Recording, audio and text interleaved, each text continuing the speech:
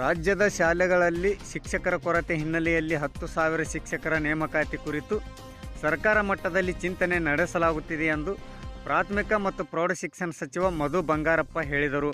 ಕೊಪ್ಪಳ ಜಿಲ್ಲೆಯ ಯಲಬುರ್ಗಾ ತಾಲೂಕಿನ ದಮ್ಮೂರು ಗ್ರಾಮದ ಪ್ರೌಢಶಾಲೆ ಮತ್ತು ಕರಮುಡಿ ಗ್ರಾಮದಲ್ಲಿ ಜೂನಿಯರ್ ಕಾಲೇಜು ಪ್ರಾರಂಭೋತ್ಸವಕ್ಕೆ ಚಾಲನೆ ನೀಡಿ ಮಾತನಾಡಿದರು.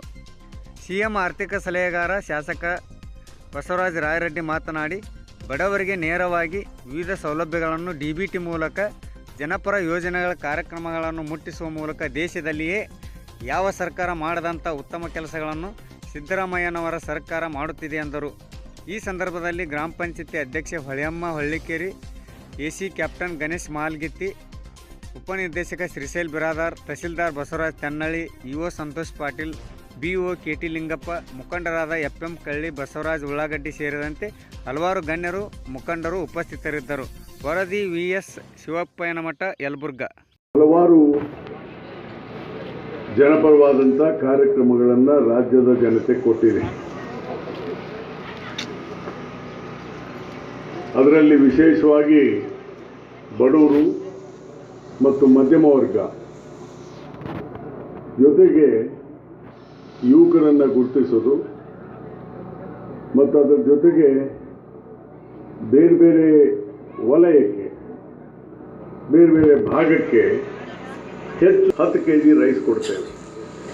5 kg ರೈಸು 5 kg ಕೊಡಲಿಕ್ಕೆ 170 ರೂಪಾಯಿ ಪ್ರತಿ ತಿಂಗಳ ನೇರವಾಗಿ ನಿಮಗೆ ಬರುತ್ತೆ. ಇದರಲ್ಲಿ ಯಾವುದೇ ದುರುಪಯೋಗ ಆಗಲಿಕ್ಕೆ ಸಾಧ್ಯ ಇಲ್ಲ. ನಿಮ್ಮ ಫಿಂಗರ್ ಪ್ರಿಂಟ್ ಬೇಕು, ನಿಮ್ಮ ಅಕೌಂಟ್ ನಂಬರ್ ಬೇಕು, ನೇರವಾಗಿ ಹೋಗ್ತದೆ.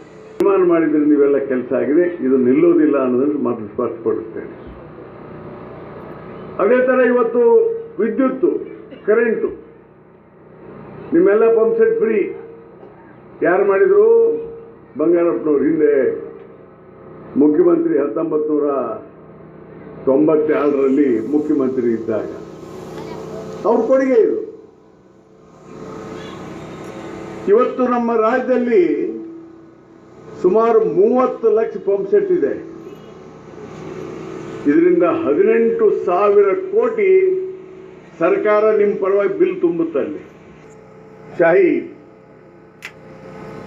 ಆಡಳಿತಕ್ಕೆ ಒಳಪಟ್ಟಿತ್ತು 1948 ಸೆಪ್ಟೆಂಬರ್ 18ವರೆಗೆ. ನಮಗೆ ಸ್ವಾತಂತ್ರ್ಯ 1 ವರ್ಷ ಲೇಟ್ ಆಗ್ತಿತ್ತು. ಹೀಗಾಗಿ ಇವತ್ತು ಸಾಕಷ್ಟು ಹೈಸ್ಕೂಲ್ಗಳಾದವು. ಈ ಸಾರಿ ಒಂದೇ ವರ್ಷ 2 ತಿಂಗಳಲ್ಲಿ 12 ಹೈಸ್ಕೂಲ್ ಆಗಿದೆ, ಗೌರ್ಮೆಂಟ್ ಹೈಸ್ಕೂಲ್. ಅದಕ್ಕೆ ನಾನು ಸಿದ್ದರಾಮಯ್ಯನವ್ರನ್ನ, ನಮ್ಮ ಕಿರಿಯ ಸಹೋದರ ಮಧು ಅವ್ರನ್ನು ಕೂಡ ಅಭಿನಂದಿಸ್ತೇನೆ. ನಾವು ಅವರು ಅದ್ರ ಮೇಲೆ ಇಟ್ಟಿರ್ತಕ್ಕಂಥ ವಿಶ್ವಾಸವನ್ನು, ಯಾಕೆಂದರೆ ನಾನು ಎಷ್ಟು ಓದ್ಸತಿನೂ ಕೂಡ ಸುಮಾರು 60 ಕೋಟಿ ಕೊಟ್ಟಿದ್ದಾರೆ ನನ್ನ ಇಲಾಖೆಗೆ. ನನ್ನ ಇಲಾಖೆಯಲ್ಲಿ ಬರೋದಲ್ಲದೆ ಅವರು ಏನು ಕಲ್ಯಾಣ ಕರ್ನಾಟಕ ಭಾಗದಿಂದ ಬರತಕ್ಕಂಥ ಹಣದಲ್ಲಿ ಹೆಚ್ಚು ಹಣವನ್ನು ಸಂಪೂರ್ಣವಾಗಿ ಶಿಕ್ಷಣಕ್ಕೋಸ್ಕರ, ನಿಮ್ಮ ಮಕ್ಕಳ ಭವಿಷ್ಯಕ್ಕೋಸ್ಕರ ಇವತ್ತು ರಾಯರೆಡ್ಡಿಯವರು ಅವ್ರ ಹಣವನ್ನು ಜಾಸ್ತಿ ಖರ್ಚು ಮಾಡ್ತಾ ಇದ್ದಾರೆ. ಅದರಲ್ಲಿ ಎತ್ತಿದ ಕೈ ಅಂತ ಹೇಳಿದ್ರೂ ತಪ್ಪಾಗಲಾರದು. ಯಾಕಂದರೆ ಮಕ್ಕಳ ಭವಿಷ್ಯ ಭಾಳ ಮುಖ್ಯ ಆಗ್ತದೆ. ಆ ಭವಿಷ್ಯ ಎಲ್ಲಿ ಬರ್ತದೆ ಅಂತ ಹೇಳಿದರೆ ಶಿಕ್ಷಣ ಕೊಟ್ಟಾಗ ಮಾತ್ರ. ಸಾಕಷ್ಟು ವಿಚಾರಗಳನ್ನು ಹೇಳಿದ್ದಾರೆ. ನಾನು ಹೆಚ್ಚು ಅದನ್ನು ಮತ್ತೆ ಉಚ್ಚರಿಸಕ್ಕೆ ಹೋಗೋದಿಲ್ಲ. ಯಾಕೆಂದರೆ ಭಾಗ್ಯಗಳ ಬಗ್ಗೆ ಹೇಳಿದರು. ಭಾಗ್ಯಗಳ ಬಗ್ಗೆ ಒಂದು ಮಾತನ್ನು ಹೇಳಲಿಕ್ಕೆ ಇಷ್ಟಪಡ್ತೀನಿ. ಕ್ರಮ 5 ಗ್ಯಾರಂಟಿಯನ್ನು ಕೊಟ್ಟರು.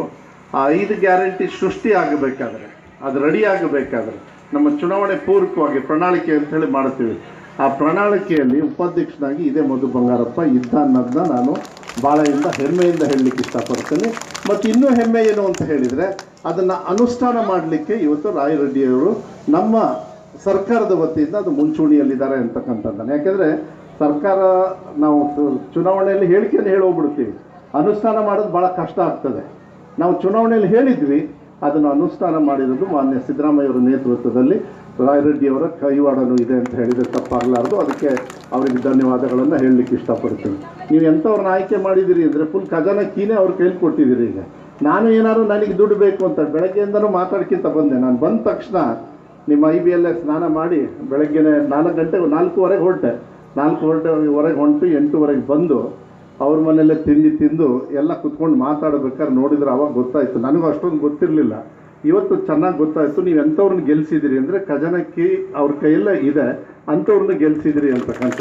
ಇಡೀ 224 ಕ್ಷೇತ್ರಕ್ಕೂ ಕೂಡ ಈಗ ಅಭಿವೃದ್ಧಿ ಆಗಬೇಕು ನಿಮ್ಮನ್ನು ಸೇರಿ ಅಂತ ಹೇಳಿದರೆ ಅದನ್ನು ಅವ್ರ ಸಹಕಾರ ಬೇಕಾಗ್ತದೆ. ಅವರು ಕೂಡ ಹೇಳಿದ್ದಾರೆ, ಬೆಳಗ್ಗೆ ಇಂಜಿನಿಯರಿಂಗ್ ಕಾಲೇಜ್ ಹೋಗಿದ್ದಾರೆ. ಕೈ ಎತ್ತರಿ ಯಾರ್ಯಾರು ಗೃಹಲಕ್ಷ್ಮಿ ಬ್ಯಾಂಕ್ ಅಕೌಂಟಿಗೆ ದುಡ್ಡು ಬರ್ತದೆ, ಸುಳ್ಳು ಹೇಳ್ಬಾರ್ದು. ಇಲ್ಲಿ ಮಕ್ಕಳು ಮುಂದೆ ಇದ್ದಾರೆ ದೇವಸ್ಥಾನದಲ್ಲಿ, ಕೈ ಎತ್ತರಿ ನೋಡೋಣ. ಯಾರ್ಯಾರು ಫ್ರೀಯಾಗಿ ಬಸ್ಸಲ್ಲಿ ಓಡಾಡ್ತೀರಿ ಕೈ ಎತ್ತರಿ ನೋಡೋಣ. ನೋಡ್ರಿ ಎಲ್ಲ ವೆರಿ ಗುಡ್. ನೋಡ್ರಿ ನಿಮ್ಮ ಜೊತೆ ಆ ಹೆಣ್ಣು ಮಕ್ಕಳು ಇಲ್ಲೇ ಇದ್ದಾರೆ. ನೀನೇನು ತಲೆ ಕೆಡ್ಸ್ಕೊಂಡ್ಬಿಟ್ರು, ನಿಮ್ಮ ಮನೆ ಕರೆಂಟ್ ಏನು ಕಟ್ತಾ ಇಲ್ಲ, ಸಿದ್ದರಾಮಯ್ಯ ಸಾಹೇಬರು ಕಟ್ತಾ ಇದ್ದಾರೆ. ಹೌದಾ? ನಿಮ್ಮ ಮನೆ ಕರೆಂಟ್ ಸಿದ್ದರಾಮಯ್ಯ ಸಾಹೇಬರು ಕಟ್ತಾ ಇದ್ದಾರಲ್ಲ ಸರ್ಕಾರ. ಯಾರ್ಯಾರು ಬಿಲ್ ಕಟ್ಟೋರು ಯಾರು ಕೈ ಎತ್ತರಿ ನೋಡೋಣ. ರಾಯರೆಡ್ಡಿ ಅವರು ನಾನು ಕಟ್ಬೋದು, ಇಲ್ಲ ಇನ್ನೊಂದು 4-5 ಜನರು ಕಟ್ಬೋದು. ಆದರೆ ಬಡವ್ರ ಮನೆಯಲ್ಲಿ ಇವತ್ತು ಬೆಳಕಾಗಿದೆ ಅಂದರೆ ಸಿದ್ದರಾಮಯ್ಯ ಅವರು ಕೊಟ್ಟಿರ್ತಕ್ಕಂಥ ಉಚಿತವಾಗಿ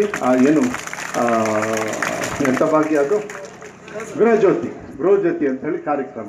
ಇಂಥ ಕಾರ್ಯಕ್ರಮವನ್ನು ಕೊಟ್ಟು ಇವತ್ತು ರಾಜ್ಯದ ವಿಶೇಷ ಸುದ್ದಿಗಳಿಗಾಗಿ ವೀಕ್ಷಿಸಿರಿ ಹಾಗೂ ಸಬ್ಸ್ಕ್ರೈಬರ್ ಆಗಿರಿ.